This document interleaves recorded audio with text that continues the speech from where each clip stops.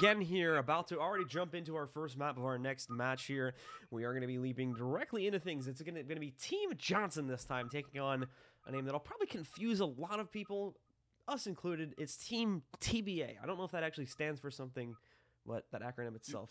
To be announced. I looked Yeah, them up, man. that's the To problem. be announced. Is that it just looks like a placeholder on the graphics. So everybody's gonna be like, oh, you made a Uh, mistake on the graphic. No, that's the actual team name. So, yeah, a lot of their fun though. team name is their team name is to be announced. Yeah, I guess so.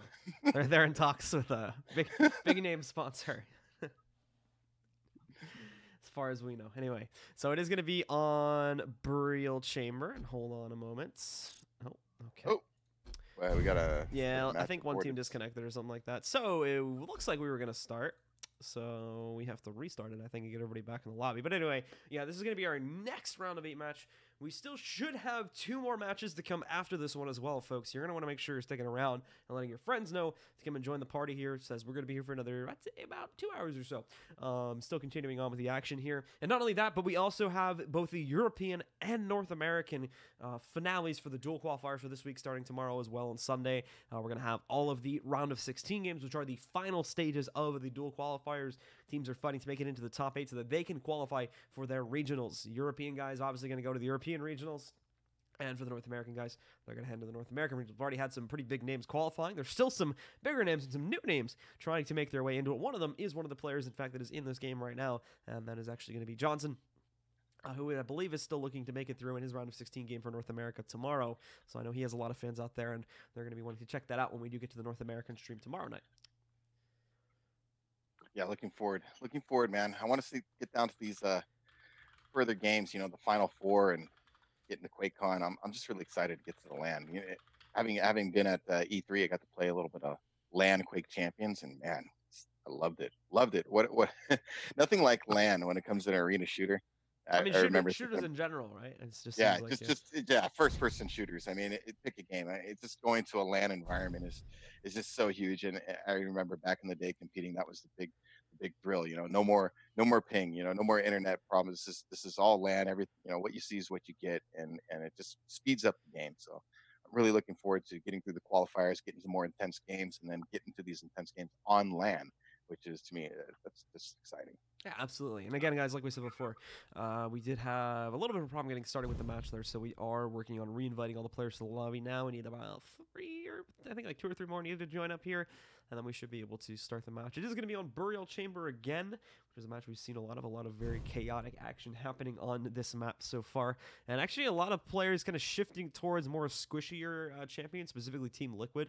I was one that ran with a much squishier lineup on this map, specifically because of the fact that I think the map allows you to kind of dodge around a little bit more and go into some of the side rooms and whatnot to be able to get out of the way, and you can work with that lower health pool because of the fact that you are able to kind of weave in and out of combat in a way like that because of how diverse the map tends to be with how you can navigate it and all the different routes you can take between the sites and whatnot when you're trying to steal orbs. I also think Burial Chamber is a little more hit scan orientated, you know, with the rail and that open area and kind of those side routes. I think the smaller characters, you know, like really are good for that, is because that open area in the center. I mean, you got to be careful. You're going to be challenging for quad, so having a big tanky character in the middle there, you're just a huge target. So I think the tanker characters have more of a limited role in this map. And then especially with Team Johnson, I'd be surprised, you know, saying, he's going to go anarchy. A little surprised. I guess Clamp is going Ranger. You know, Carnage going Galena. I figured Carnage was their go-to Ranger guy, but I think they switched this up. So see what they do. I'm sure Team Carnage is putting in a lot of practice, but see what TBA has for us today. Yeah, absolutely. And again, like I said, we have everybody in here, so we're just trying to get everybody in their perspective spots and whatnot. And then we can start this one off. So just give it a moment, folks. Like I said, we're just working on sorting out some small problems with the lobby and making sure we have everybody on the right team and whatnot. And then I think we can actually jump in and get started with this first map here. Best of 3 sets still as well, even here in the quarterfinals. So we just have to get through. You have to win through 2 maps, excuse me, to be able to qualify all the way through. And then you'll earn your slot in the regionals. These are the big matches. These are the ones you want to be winning it out, and these are the ones you want to be taking it through. So let's see if do we have it yet? No. Yeah, I think we're just trying to figure out a slight problem with rosters here at this point, but other than that, we should be ready to rock and roll here. That seems to be the only delay. And there we go. I think we finally have everybody right. Nope. Excuse me. No, we gotta switch to Necro Spectre. Okie dokie. So it's not only, like I said before, going to be this match that we have here today. We still have a few others to show as well. Let's talk a little bit more about some of the other guys that we are going to be checking out slightly later on while we're waiting for the admin to sort out this lobby. Like I said before, we already saw Team Liquid taking out Turbo. Turbo had a good run, but unfortunately no match for Team Liquid, who has shown up to be probably one of the most coordinated teams that we have seen so far. In fact, they're one of the few teams that actually have an organization supporting them so far. So Team Liquid definitely has a lot invested in this team, and they want them to do very well. It does look like we are starting, by the way, so we can jump in and take a look at the picks finally. But later on, coming up after this, as we should mention, we have Top Gun that's going to take on When in Doubt, Gauntlet Out, and then after that we should have I Totem Tellies versus On Time will be the other one that we'll have going on as well. I like those two team names, I Totem Tellies and When in Doubt, Gauntlet Out. I especially like those. That's classy. I like it. I'm really liking it. So we are loading into it, guys. Once more, apologies for that delay, but it is time to frag here on Sacrifice in our next quarterfinal to figure out our next team that is going to be heading to the North American Regionals for Sacrifice. Let's sink in and take a look at the rosters for both sides. And you can see it there. We'll get a better preview of it once we actually jump in game. Seems for a relatively squishy roster for Team Johnson. It's a lot of your very standardized characters there, and you have a lot of squishy ones coming into the fold there too, specifically the Anarchy and the Nyx in the fold. It's kind of similar for the guys over on the right side too for Team TBA. The only really tanky character that they have on their team is going to be Scale Bearer, so both teams going with a very squishy roster. Yeah, I'm interested that Team Johnson doesn't have at least one tank, some kind of clear a point kind of character where TBA has a Scale Bearer, somebody who can charge in, charge a quad, charge the soul spawn, just kind of clear out a zone. So it'll be interesting to see how Team Johnson adjusts to that. Making sure we get everybody loaded in and whatnot and get through the warm-up. I think we pretty much have everybody into the server now, so it'll be starting in about 10 seconds, and then we can jump into combat here and get to see if the tankier roster comes out on top for TBA. If having that Scale Bearer is going to help out. We've seen a lot of fun things being done with Scale Bearers today, including good defenses, but the lack of a clutch on both teams is interesting, and we will have to see how that plays out when we actually get into holding the points. Look at this. Clamp is going to immediately pop his Duel to try and do some damage, and he is doing that damage big time. RLB going down. Gets the assist on the Spectre, frags out on the Kelly as well, wipes the board clean right at the start, and as long as his respawns don't get over here quickly enough, they should be able to get the soul as well off of that. Beautifully done by Clamp on the start of the match here. Yeah, they just cleared out that whole area. Like, no challenge for the soul to get this easy. Now they're going to be able to push into it. Clamp is in a little bit of trouble here as his teammates are nowhere to be seen. He's got the Nyx sitting up behind him a little bit, but now as more move in to try and get control over this one, Sane trying to run around it as well and make sure he runs interference on the outside. His teammates do have decent control, but no, the fight is turned around a little bit by RLB. Thankfully, Sane moves in, saves the day a little bit, and as the respawns do push forward, they are able to keep control of it, and they'll continue channeling on their Obelisk up at 20% now after they get finally some solid control going. Yeah, it's a little hectic early on, but looks like Team Johnson's starting to settle in on their defense and establish control here. So, TBA's gotta adjust, regroup, get some weapons, get some stack, and push in there together. They should not be trickling in there one at a time right now. Team Johnson has good position. 3 guys up top in the high ground. So take that 4. Into the next fight we should be going in a moment here. Sane trying his best to hold on as he leaps in it. Oh, nicely done actually. He got launched forward there, but was still able to pick up a kill. However, he'll finally get taken down by the Ranger from the enemy team. Trying to trade back some of these frags, but the soul now being stolen off the ground. Not for very long, however. No one has reclaimed it just yet. In fact, Necrophage just is going to get it back under his control in the stealth as well as soon as he gets it back onto the point. Resets the 3-second counter for the pickup there, and does allow for the guys over here on the Team Johnson to, pretty good control of this one. Yeah, they need power up here is huge if they want to get any momentum away from Team Johnson right now. TBA needs his power up. I mean, it's going to be a quick round if they don't get it. Sane still trying to hold on as well here in the middle, but oh my goodness, the charge moves in right at the very end of it. The protection moves in, but Sane still managed to get it, so a bit unfortunate for the red team Scale Bearer there. They're not going to be able to steal that away so easily. Sane has it, and it's sitting on the defense, letting Sane just leap onto this point, take any fight that he wants to here, and basically no consequence upon that. So nicely played by Sane. He's going to be able to jump on that now. Once again, just completely pushing TBA off the point. They're not even going to get close to this one, and it's looking likely now that the guys from Johnson would be able to push this very easily up to 100%. Yeah, that was clutch. I agree. It's very clutch by Sane to jump on the protection right as it spawned. He able to run away, ran back to his point. You know, didn't have the good sense to not sit around and battle it out, right? Just took protection back to where he could defend and put his team in a great position right now. So it looks like they might close out 100-0 based on how things are going.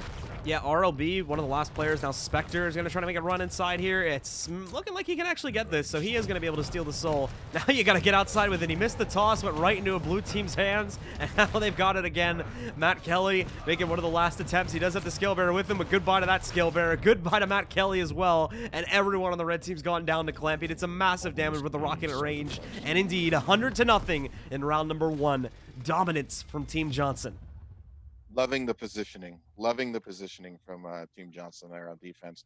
The way they were really utilizing the high ground area with rocket launcher, you know, good weapon selections, and just laying waste to everything below them. And then, of course, the good secure power-ups to make sure, you know, your team can't do any kind of reversible momentum, and you just keep the pressure on at that point. So, good job. You know, they got that initial cap. It always starts out a little hairy.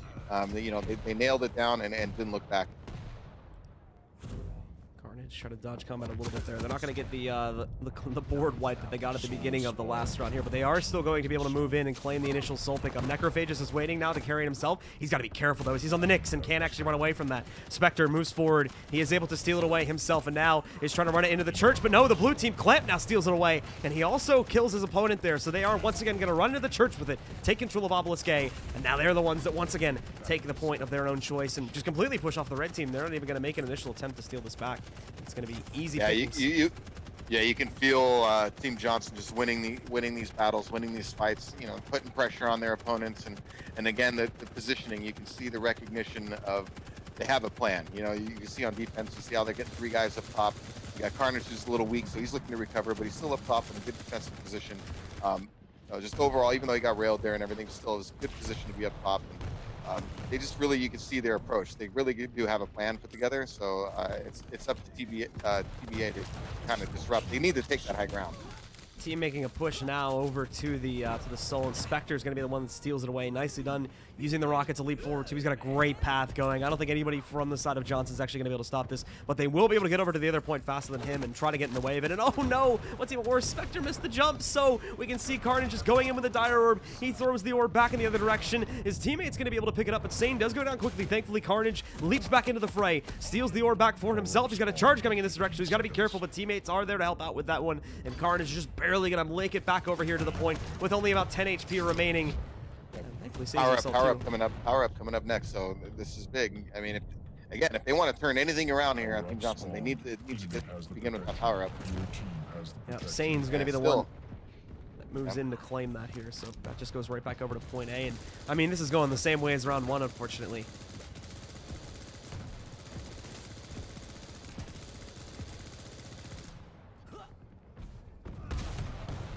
Attempt here from the guys on TBA to get themselves close to the point, but I mean, they're just getting ripped to shreds.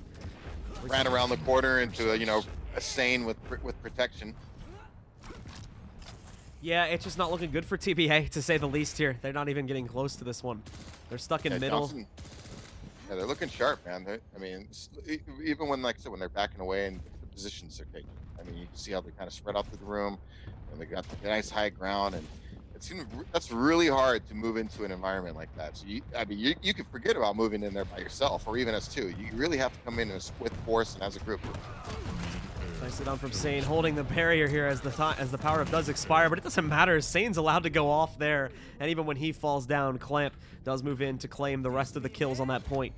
That's for a quick cleanup. 81% now for the guys over here on Team Johnson, and they are about to end this match 200-0, not letting their opponents get a single tick on their respective point here. Last little bits trying to move in to try and resist this cap, but it's just not happening here in its current form.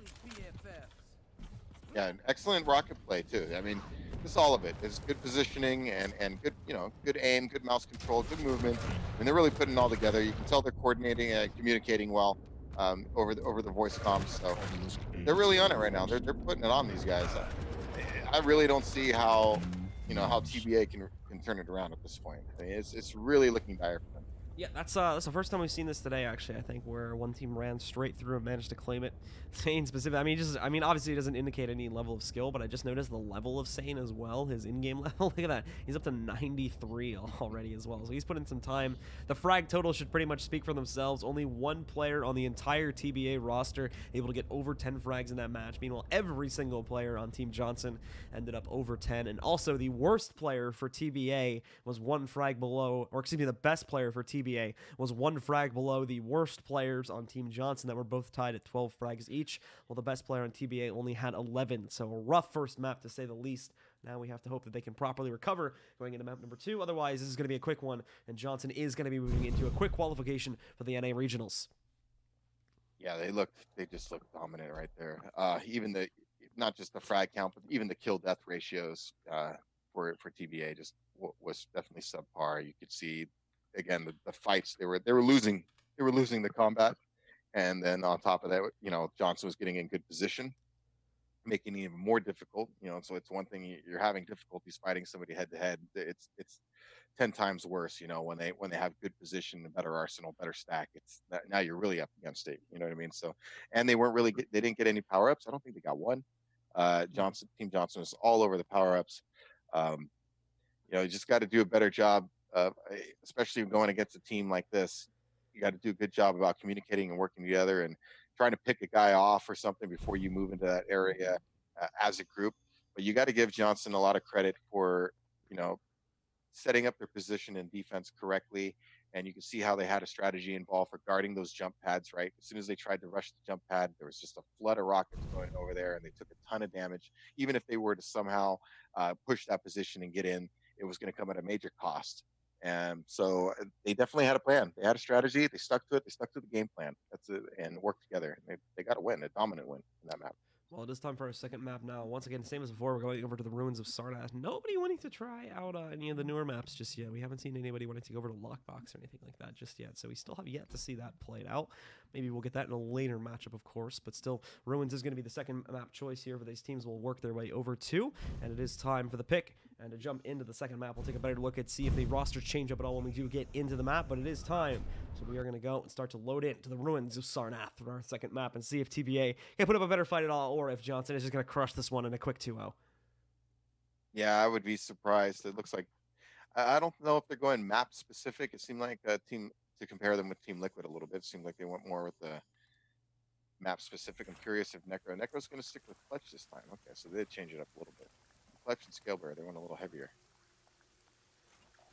So a little bit heavier this time, and I think again that's actually like the same exact switch up that that Johnson made in the, or excuse me, not Johnson, that Liquid made back in the second map change up too. I think they did pretty much the same exact thing, moving away from their Nyx and one other player over now to the Scalebearer and Clutch picks. So kind of copying what Liquid did back over there too.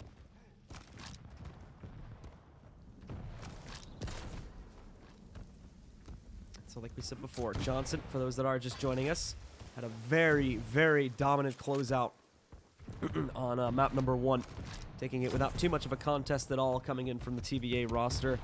Now we have to hope with their own change-ups that things will look a little bit better for them going on to the ruins. Otherwise, they're going to face elimination here, and they'll have to try again for the next qualifier. And it will be Team Johnson pushing forward, earning their slot next to Team Liquid as the second team to qualify for regionals. Round begins in 3, 2.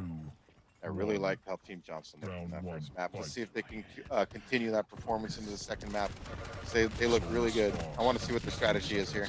And we're going to be starting it off here. Carnage doing some good work initially. This VJ from the other side is trying to delay a little bit as he's got the gauntlet out. Had a little bit of fun with Johnson on the opening seconds of the map. But still, it looks like Blue Team is going to get pretty good control over the spawn room. They're going to try to charge him, but it doesn't work. Carnage still gets the soul, and his teammate is able to block the damage of the charge for him. So greatly done by that teammate there. Insane also picks up a double from downstairs. Carnage with an easy run just gets himself right over to Obelisk B and is going to be able to claim that nice and early here on this map.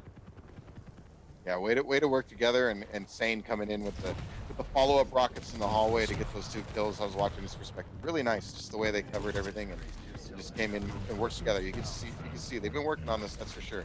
Been putting the time in. Carnage is continuing to do work here, as we do see Carnage taking out Matt Kelly. Stole control over the Soul for just a split second there, but it immediately did go back down. No management of success yet, and Sane just having fun over there, man. A double kill with the with the gauntlet there, able to do some serious work, and this is the same as some of the previous rounds so far. We would hope it wouldn't end in that way, but these guys need to regroup quickly and get themselves back in position to try and push back in, as at most they're going to have one attempt to get themselves the power-up spawn coming up in about 30 seconds or so here. But if they whiff on that one and they lose it to the guys from Johnson, that's going to be bad. Matt Kelly jumping back up, trying to do some work with the LG, but Clamp says no to that one with a quick charge to deny the dual wield. And they pretty much hold off the wave with I like it. I like it. I like it with the double BJ, the dual wield, and just charge it right at him. Totally neutralized it. Good body block, and he got the kill. 15 seconds. Guilt. Well, who's going to get a nice little kill as he kind of hops up on top of the jump pad and steals one away from Team Johnson. Doesn't matter much in the grand scheme of things. And Johnson's smart. They're out in the open. Gets here, but the problem is he's very low. Only 50 HP to work off of here. Trying to do some work with the LG, but can't make it happen. And now Power Up goes onto the clutch. He gets the protection. And now they'll just hop right back over to their point to continue stacking up. Same as before. Just the guys on TBA just can't seem to get anything going for themselves here. No power-ups, no initial caps, no caps at all. As this is now going to potentially go up to 300-0 if they can't steal this away and get it onto their point within the next couple of moments. They actually do take down the carry of the power up there for a second, but Carnage, nicely done, hits one of his own, gets the double kill, and these direct rocket hits are beautiful from Carnage. Hits another one to continue holding back the players from TBA. Now over to the rail, and even was about to teleport up close and personal to maybe go for another kill. Didn't do it there, but his teammates will mop up the point and continue to defend it, as now they're pushing well up towards 90% in round 1. Yeah, they're just dominating this team. The Carnage just came in there with a major cleanup, total cleanup crew. I don't know what this team can do. I mean, it's not even a decision-making thing at this point. They're just getting outplayed. I mean, they really are. There you go. Obelisk B goes down, and with that, round 1, not really to anyone's surprise, to be honest, is going to go into the hands of the guys from Team Johnson, as they'll take control of it now, just 1 round away from victory. And they could potentially make the perfect run here. If they win this one without letting their opponents cap, that's going to be a 400-0 run, where they didn't let their opponents get a single percentage point at all. No time on their obelisk at all. Very impressive, not letting them get anything. I mean, that's really good work by Team Johnson. And I think the reason they, with the clutch change, I think the quad area, the power-up area, I think they feel that's useful for securing that point on that map. So I think that might be part of the reason why they decided to make that switch. Soul getting tossed around a lot here, currently under the control of the red team, but nobody really has it settled down just yet. Spectre, though, is going to sneak away, but so many gauntlet kills. Necro steals it at the last moment here as he's going to toss it. Can't toss it onto the point. He doesn't have to leap onto it himself. Sane will move in there to make sure he cleans things up nice and easily as Necro leaps onto the point once again with the orb in hand. And with that, we will be able to see the guys from Team Johnson 4 rounds in a row now. They've claimed immediate control. Oh no, but Necro's in a little bit of trouble, just getting launched across the map with the LG and jump pad combo. He survives for the time being, but he's going to be kind of in a hot spot here, so we're just going to sit back and play sniper for a bit until he can recover his health a bit better. Again, just setting up a strong defense. You look at them just getting in position and, you know, working together, not overextending too much. And then we got the, you know, the power up coming up about 45 seconds, so expect Team Johnson to be all over that again. Yeah, Spectre's going to make this run. Can they deny it? This could be it. This could be the stop, and oh no, there we go. Finally, after 3 rounds straight, we do see Spectre claiming the soul, getting it onto their obelisk here, and making the straight run. So the perfect play from the guys on Team Johnson has been denied here. Carnage is going to quickly steal it away, only let them get 10%, but that's an ugly 10%. That'll be a nice little black mark on what has otherwise been a perfect game from Team Johnson so far. Well, I guess that's something TBA can take from this. You know, they avoided the shutout. Yeah, it's not looking good. They didn't get completely destroyed.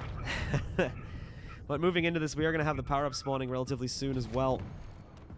So, that moving in. Enemy has the protection. It's going to be, once again, Team Johnson that gets control over that one. So they'll be able to move in, get themselves the protection. And with the Soul back under their obelisk as well, things are looking to repeat what we saw from the previous 3 rounds. Carnage just destroying people up close and personal here. Nicely done from him. Another direct rocket hit. Down for the 3rd. Can he get the 4th in the complete team wipe? Let's go. And there you go. Nicely played by Carnage. Just wipes the board clean of everyone from TBA as he rips through them again and again and again.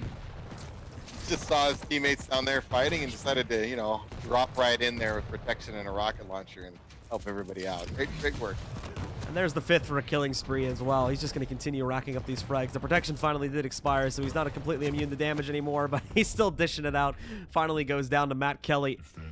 However, on the respawn here, could still do some work, as we do have them attempting to steal the soul for one last attempt.